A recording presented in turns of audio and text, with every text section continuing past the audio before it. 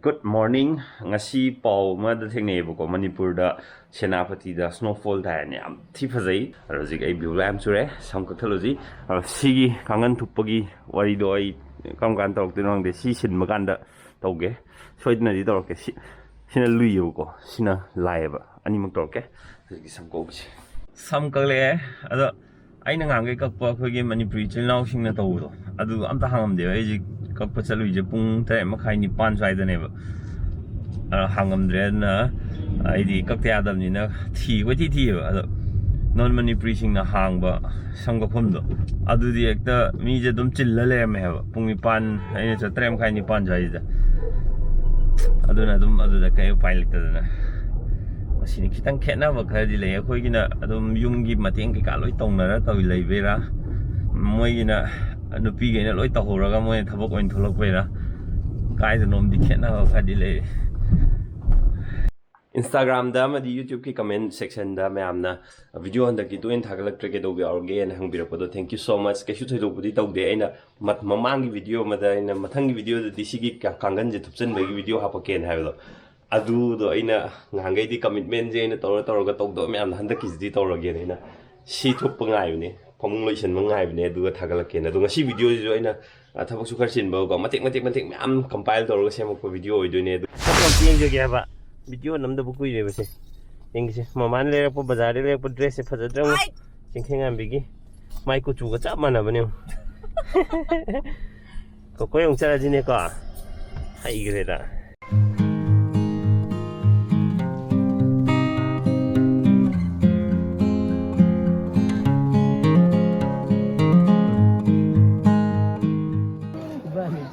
oi abre ma is bindi jiga kai dino sina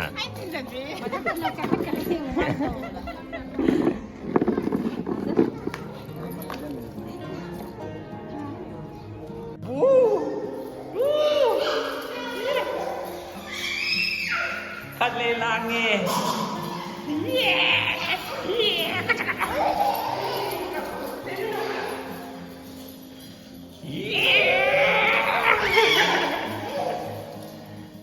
Hati-hati. Mấy bài Việt thì có cái mà. Chị sẽ tao rồi, chị sẽ tao rồi.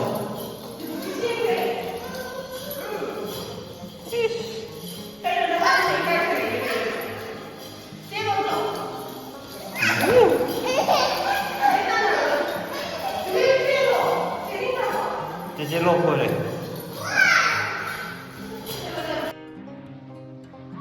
Hey, na pwede ni kita ino nga. Kay day na mi, iyang po iyang direct dise. Dise kay day na may ja. Ha. Video yang ba, phone yang ba, machi. Phone yang ka le de machi. Papan ko yung thoro da na. Oi. Oi. Oi.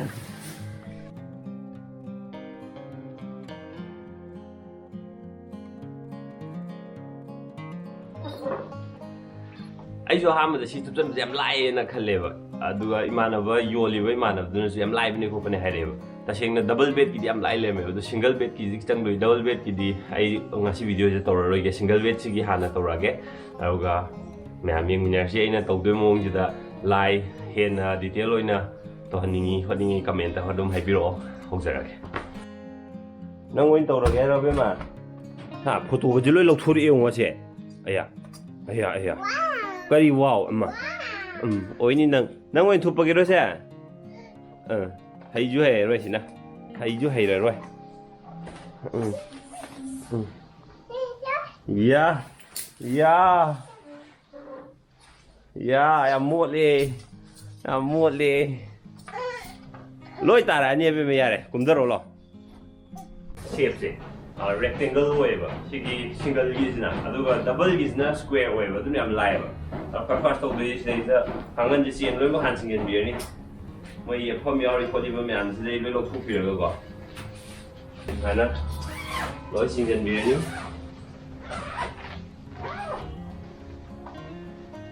sien loi singen lo ma thung de han na yung khala thamani Semai yung khala thamagan da sai gi diagonal oinariba ni je aina ha sumaina ha unabo ko sigi mamang jiga asomgi corner jiga ko sumaina section gani ji sumaina ado square na tamina asiji section ba kan yo ya roi ba section ba kan de to mapa ji sana dana laini ba adu erga su sumaina tutan gani ado sigi ani je paisal ni sumaina adu ga project shape je sigi shape sida la ni ado khudna sida paisal be ya ni ba nakshalakego khudchina paisal du to sumaina sigi leng sida pairani ba maya ora pairani sisu maya ora plan pairani ado double bed tadi sida loire ba sumaina pair matungda si sumaina lesson du ne ba khudchina sumaina to leiba yaba direction da somda leir yani ba hambai je si leiba yaba direction je san leirani aruga sida round nam leire sigi circle tar yu mo sida atai myam je loimok thupchalak tu ne ba aro si je double bed tadi si ama ta ba ga makha gi sumaina thak long thupchal yai ba single bed tadi adu khitang lui ba aduna ri sau pai horadi thupchan badi yadi ai adubu seri de sau pai ne si sumaina makha gi je kong khan thupchala khutchina pai be ya no sema ni ba aro lai be ya ba do lai re ni sana si ahamba gi mathaki thukre duna makha gi sumaina ong pai ni na go aduga si lai be ya ba thi du ne e kan da si sang gi be ya ba sang han ga ni go ya ni shu be aro thup be ya ro de bo er ga di go ling ni be na aro thup be ya mo pham da di ba sana sak long thupchan gi ni be je ko ga sigi hendu yu je si junga sai gi shape tu da lak be ya na ba tu khutchina sai sum lei kan da shape si da lak ya bang pham ma dum lei ni ba adai da yepsan gi do si je wai na ba yepsan ga ni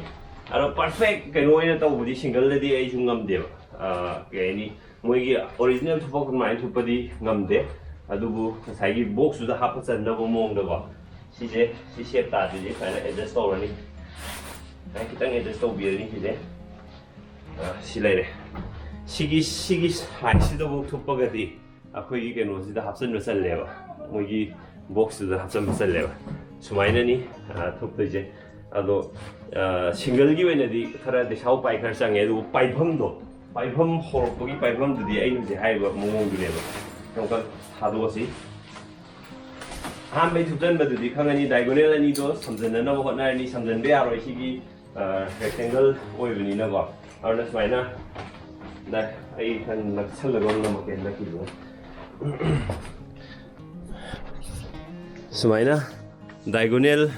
som side sigi leiram baduga siga je napsano yadri je ana sigi shape sida leini ba sumaina leire har kanda som nakan gi jiga aru som nakan gi jiga je sumaina paisen mina duine ba si ani je aru pai bi jina maya wer pai ani ba aru som di sagi ani di phakko ga leire da no ko si ani ji ju khut na paisen bi duine ba sei je jik lai ji si phakko ga lei pothe som gi ju sumaina khut ani jina tawga sumai paishan duine ba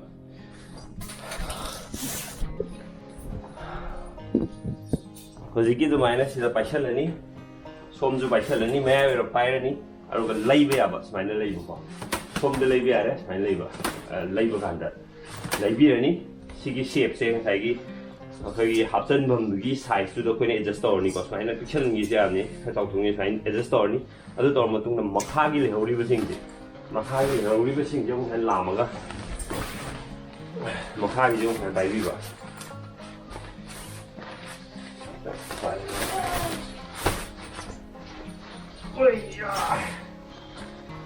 makha gi jong pai bi ni ko adu ga lai bi ya ba direction do fresh kumang kang he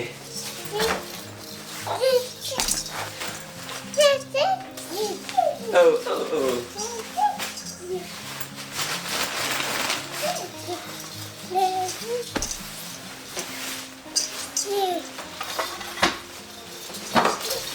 later ga mai happen di gi mai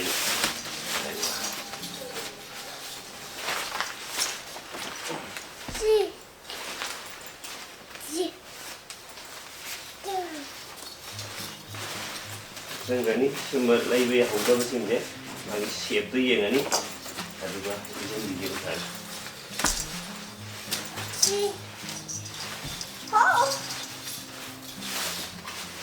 ꯌꯦꯡꯁꯤꯜꯂꯒ ꯂꯣꯏꯔꯦ ꯁꯤꯗ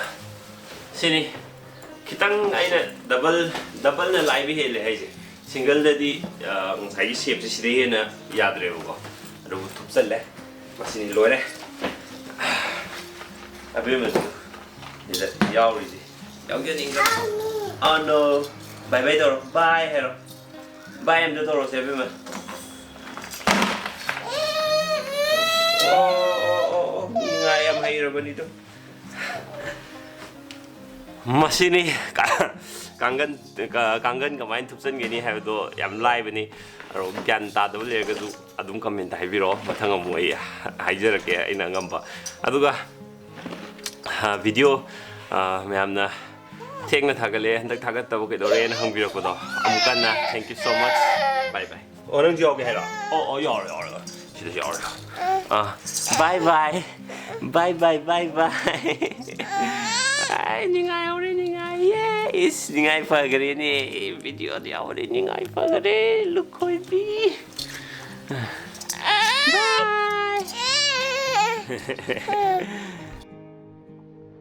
Dia mah Hanyu sai jong to Nami jong ko Nu itu Sudah lere abi me tu Sudah lere tu Chalo chala ji